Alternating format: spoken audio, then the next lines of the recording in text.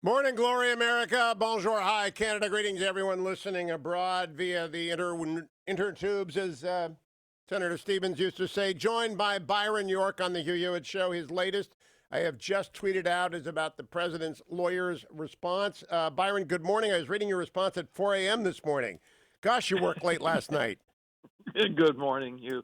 I thought it was a big deal, the It release is. of the defense memorandum, because it's really the first comprehensive defense that the White House has made. And believe me, there were people on Capitol Hill, Republicans on Capitol Hill, who were wanting more of a defense over the last 4 months, more of a comprehensive, organized defense from the White House. And they weren't getting it.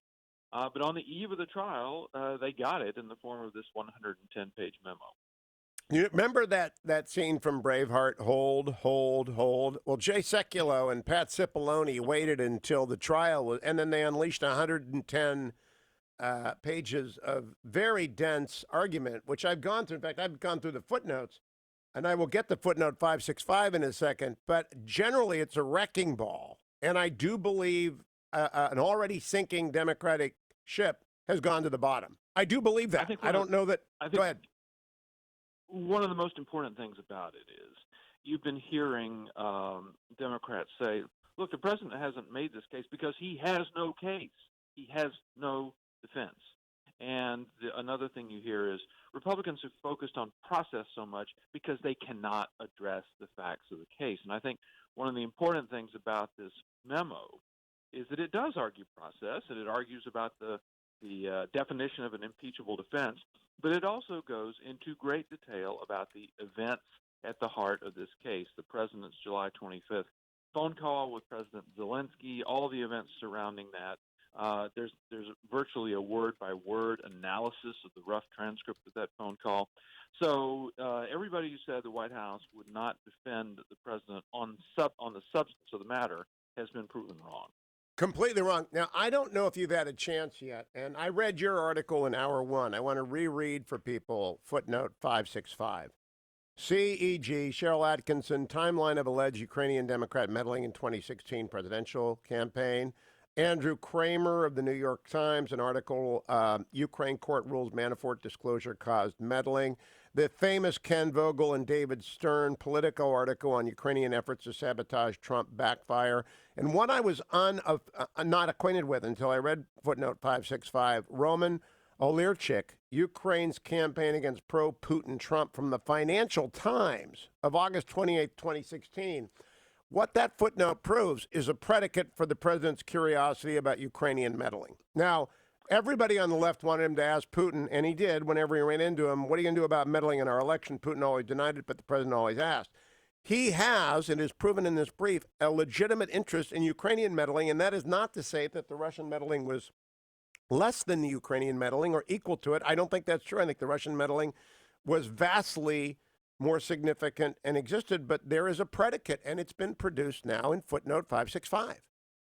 This is a sleight of hand that Democrats have attempted this whole route to say that Republicans in the White House are arguing that Ukraine, instead of Russia, meddled in the 2016 election. And there's a mountain of evidence that Russia meddled in the election. That's been the conclusion of every investigation, including the one by Devin Nunes, the Republican, when he was chairman of the House Intelligence Committee. So that's not the argument at all. The argument is what you just said. Yes, Russia meddled in a large, systematic, and government-sponsored way.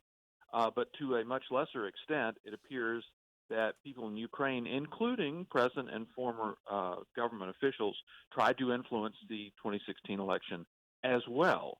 And Republicans have been interested in finding out more about that for quite a while. That Politico article is really the one that most of them noticed. And it came out, by the way, in January 2017, after the election, about the time the president was inaugurated. By the way, the Cheryl Atkinson timeline of all of these events is actually quite good as well.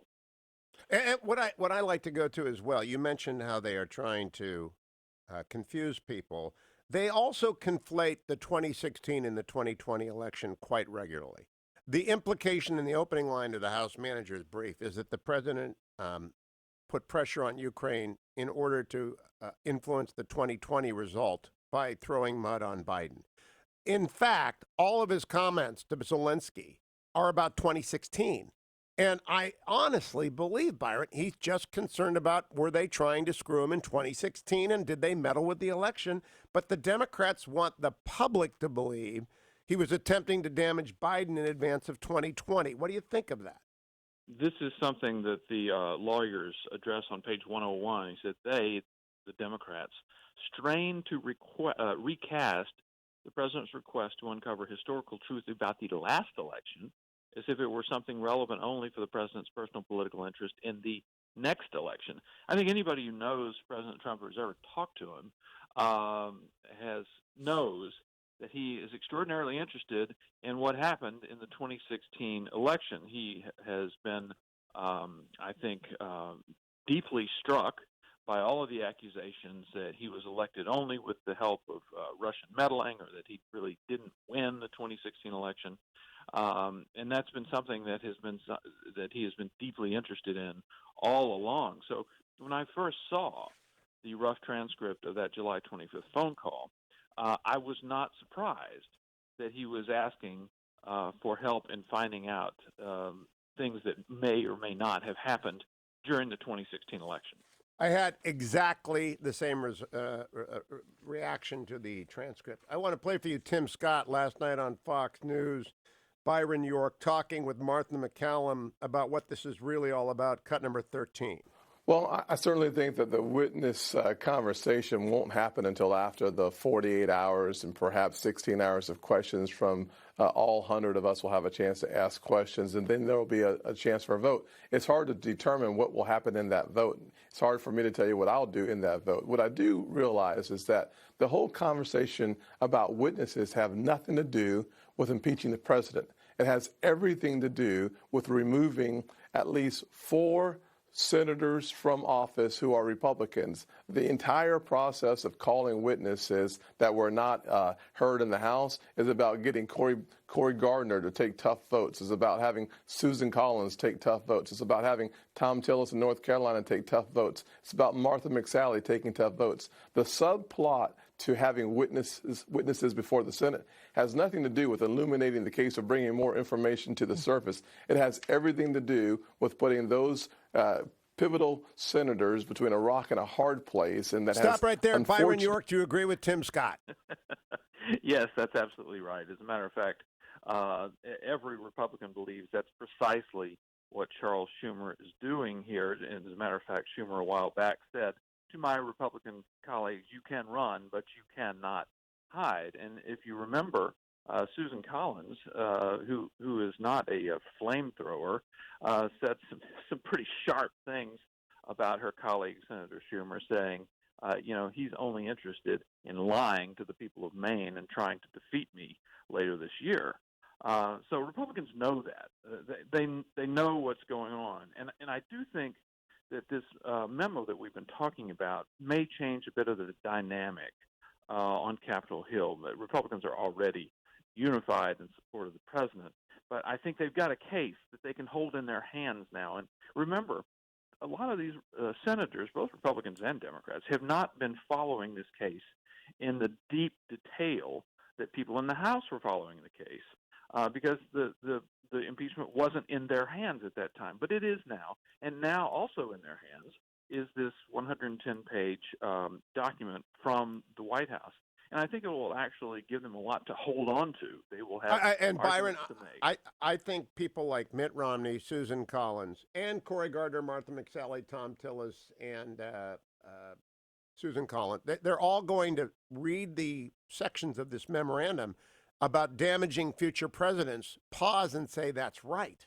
Last comment to you, if this moves forward, it will really damage future presidents.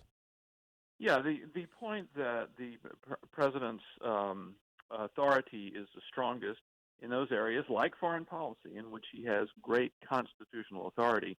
And that's something that does weigh a lot on members of Congress and the president.